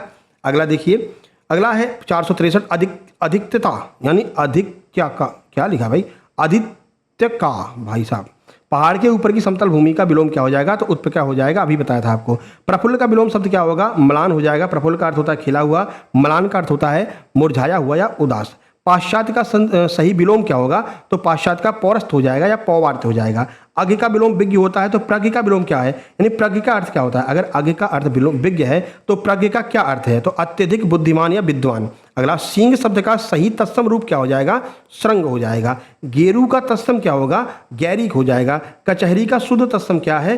कृत्यग्रह है कचहरी का तत्सम। ठीक है। पलंग का तत्सम क्या माना जाता है? पर्यंक माना जाता है। साखी शब्द कबीर के संदर्भ में इसका तत्सम क्या होगा? साक्षी हो जाएगा। सेंध दीवार में किया गया छेद का तत्सम रूप क्या होता है? संधि होता है। बनिया का तत्सम रूप क्या हो जाएगा? वणिक हो जाएगा। अहेर का तत्सम आखेट होता है, तो अक्षत का तद्भव रूप क्या होगा? अक्षत का तद्भव अक्षत हो जाएगा। ठीक है, अगला गोधूम का तद्भव रूप अगर गेहूं है तो गोमय का तद्भव क्या हो जाएगा? तो गोमय का गोबर हो जाएगा। पुंडरीक का अर्थ सफेद कमल है, तो लाल कमल को एक शब्द में क्या कहेंगे? कोकनद कहेंगे। ठीक है, ये प्रश्न एमपीएसआई मेंस में पूछा गया है। नील कमल वाक्यांश के लिए एक सटीक शब्द क्या हो जाएगा? नीला कमल के लिए इंदिवर हो जाएगा। जिसे किसी बात की जानकारी ना हो, अभिज्ञ का विलोम, उसे क्या कहेंगे? अनभिज्ञ कहेंगे। अगला देखिए, एक ही प्रश्न में 2-3 प्रश्न बनाकर पूछ लिए थे एमपीएसआई मेंस में। उत्तराधिकारी में प्राप्त संपत्ति को एक शब्द में क्या कहा जाता है? उत्तराधिकारी में अगर संपत्ति मिल रही है उसको रिक्त कहते हैं। वह कन्या जिसके साथ विवाह का पक्का वचन दिया गया हो क्या कहते हैं? वाग्दत्ता कहते हैं। अगला, जो बात प्रमाण से सिद्ध ना हो सके उसके लिए क्या होगा? एक शब्द अप्रमेय हो जाएगा। जो व्यक्ति एक स्थान पर टिक कर नहीं रहता, हमेशा घूमता रहता, क्या कहेंगे? यायावर कहेंगे। वह खाद्य सामग्री जो यात्रा के समय रास्ते में उपयोग में लाई जाती है क्या कहते हैं? पाथेय कहते हैं, जो रास्ते में उपयोग में लाई जाती है। निषीध का प्रयोग, निषीध शब्द का प्रयोग किस समय के लिए करते हैं? मध्य रात्रि आधी रात के लिए। हाथी की पीठ पर रखे जाने वाले आसन को क्या कहते हैं? हौदा कहते हैं। जिसे बुलाया ना गया हो, अनाहूत है, तो जो बिना मांगे मिल जाए क्या कहेंगे? उसे आयाचित कहते हैं। ऐसे प्रश्न एमपीएसआई मेंस में पूछे थे। अगला, प्रागैतिहासिक शब्द का सटीक अर्थ क्या होगा? वह काल जिसका कोई लिखित इतिहास या प्रामाणिक विवरण उपलब्ध ना हो, यानी लिखित इतिहास से पहले का जो काल होता है उसे प्रागैतिहासिक कहते हैं। जिजीविषा जीने की इच्छा है, तो तितीर्षा क्या है? तितीर्षा तैरकर पार करने की इच्छा है। प्रज्ञा चक्षु शब्द का मुहावरे का क्या अर्थ होता है? तो जिसकी बुद्धि ही उसके नेत्र हो, अर्थात अंधा परंतु अत्यंत विद्वान व्यक्ति हो, उसे क्या कहते हैं? प्रज्ञा चक्षु कहते हैं। मखमली जूते मारना मुहावरे का क्या अर्थ हो जाएगा? मीठी मीठी बातों से लज्जित अपमानित करना। बचिया का ताऊ मुहावरे का क्या अर्थ है? अरे भाई, बचिया का ताऊ अत्यंत मूर्ख या बेवकूफ़ व्यक्ति। शैतान की आंत मुहावरे का क्या अर्थ है? बहुत लंबी या कभी खत्म ना होने वाली बात है। आधा तीतर आधा बटेर मुहावरे का क्या अर्थ है? पूरी तरह से बेमेल या फिर बेढंगा होना, यानी असंगत होना। ठीक है, गूलर का कीड़ा होने का मुहावरे का क्या अर्थ हो जाए बताओ? तो सीमित दायरे या परिवेश में रहकर ही भटकना, बाहरी दुनिया का ज्ञान ना होना। पानी पीकर जात पूछना लोकोक्ति का क्या अर्थ है? काम निकलने के बाद किसी बात पर विचार करना या सोचना। पढ़े फारसी बेचे तेल, ये देखो कुदरत के खेल भैया, लोकोक्ति का क्या अर्थ है? तो उच्च योग्यता होते हुए भी परिस्थितियों की विविधता के कारण निम्न स्तर का कार्य करना। ठीक है, अगला, छछूंदर के सिर पे चमेली का तेल, लोकोक्ति का अर्थ किसी अयोग्य या अपात्र व्यक्ति को बहुत अच्छी चीज मिल जाना। भई गति सांप छछूंदर केरी, लोकोक्ति का सही अर्थ क्या हो जाएगा? तो ये हो जाएगा भारी दुविधा में या फिर असमंजस में पड़ना। कौवा चला हंस की चाल, अपनी चाल भी भूल गया, लोकोक्ति का क्या अर्थ है? दूसरों की नकल करने के प्रयास में अपना मूल रूप खो देना। काठ की हांडी बार बार नहीं चढ़ती, लोकोक्ति का क्या अर्थ है? छल कपड़े या धोखे का व्यवहार बार बार नहीं होता। ठीक है, तो ये 500 प्रश्न हमने आपके करवा दिए हैं। इन्हीं में से आपके एग्जाम में प्रश्न देखने को मिल जाएंगे। अब आप यहाँ पर देख सकते हैं एमपी जेल अधीक्षक का जो नोट्स ग्रुप है, व्हाट्सएप ग्रुप है, 393 मेंबर, आज सुबह का ये स्क्रीनशॉट है। अभी तक इसके 400 मेंबर पूरे हो चुके हैं। ठीक है, तो जो लोग नोट्स लेते हैं हम उनको इस ग्रुप में जोड़ देते हैं। यहाँ पर आपको बढ़िया क्विज वगैरह होती है और कुछ एक्स्ट्रा चीज़ें दी जाती हैं जिससे कि आपको हमेशा याद रहे। जैसे ये आपको जो है माइंड मैप वगैरह भी दिए जाते हैं। ठीक है ना, अब इसमें 730 MB की स्टोरेज पड़ी है, यानी कि इतना हमने मटेरियल इसमें दे दिया है। ठीक है, तो जो लोग जुड़े हुए हैं सब डाउनलोड कर लो। आज सुबह हमने इसमें जो है साइंस वाली भी 500 जो क्वेश्चन होते हैं वो हमने साइंस के डाल दिए हैं ना, हिंदी के भी डल गए हैं, साइंस के भी डल गए हैं। थोड़ी देर बाद ये मतलब हिंदी के नहीं, MP GK के डल गए, साइंस के डल गए, थोड़ी देर बाद ये वाले भी डाल देंगे। फिर उसके बाद हमने आज क्विज भी कराया था, आप यहाँ पर देख सकते हैं। आज की क्विज है एक परिमेय या परिमेय संख्याओं से योग से बनने वाली संख्या कौन सी होगी। बहुत सारे लोगों ने अटेम्प्ट भी किया है। ठीक है, A + B 9 तो 10 90 का मान क्या होगा? A + B अगर 1 है, ये भी आज बहुत सारे लोगों ने अटेम्प्ट किया है। आप भी जाकर अटेम्प्ट करना जो लोग इसमें जुड़े हुए हैं। ये अस्पताल सहायक का नोट्स ग्रुप है, आप देख सकते हैं। इसमें 155 मेंबर आज सुबह 7 बजे तक थे और अभी वर्तमान में इसमें 165 के आसपास मेंबर हो गए हैं। जल्दी जल्दी बहुत सारे लोग इसमें जुड़ रहे हैं। अभी जुड़ जाइए। 4 तारीख से जब जेल पहरी का एग्जाम स्टार्ट होगा तो 149 रुपये इसकी प्राइस हो जाएगी, है ना। तो अभी जुड़ जाइए, फिर बाद में हमसे मत कहना। ठीक है मेरे भाई, इसमें भी 184.8 MB का मटेरियल डल चुका है। सारी PDF इसमें डल चुकी हैं। तो जो लोग जुड़े हुए हैं वो जाकर के इसमें से PDF वगैरह डाउनलोड कर लेना। ठीक है, चलिए अब वीडियो लाइक कर दीजिए, चैनल को सब्सक्राइब कर दीजिए। और अगली वीडियो कौन सी चाहते हैं? क्या इकोनॉमिक्स की टॉप 100 लेकर के आए? इकोनॉमिक्स की टॉप 100 लेकर के आए, या फिर GK GS करंट अफेयर की टॉप 500 लेकर के आए? जल्दी से कमेंट बॉक्स में कमेंट करना। टॉप 100 रहेगा तो MCQ विद डिटेल सॉल्यूशन रहेगा, 500 रहेगा तो 1 लाइनर रहेगा। ठीक है, कमेंट कर देना। मिलते हैं नेक्स्ट वीडियो में। वीडियो को लाइक, चैनल को सब्सक्राइब कर देना। इतनी मेहनत आपके लिए कर रहे हैं भैया, अब तो सब्सक्राइब कर दो, है ना। चलिए मिलते हैं नेक्स्ट वीडियो में। अगला वीडियो आपका जो है इसका अस्पताल सहायक का practice set number, paper set number 4 आने वाला है। टॉप 100 प्रश्न रहेंगे, 20-20 प्रश्न, 5 सब्जेक्ट्स रहेंगे। बिल्कुल एग्जाम वाली फीलिंग आपको मिलने वाली है। आज शाम को 5:30 या 6 बजे के आसपास मिलते हैं नेक्स्ट वीडियो में, तब तक के लिए नमस्कार, धन्यवाद।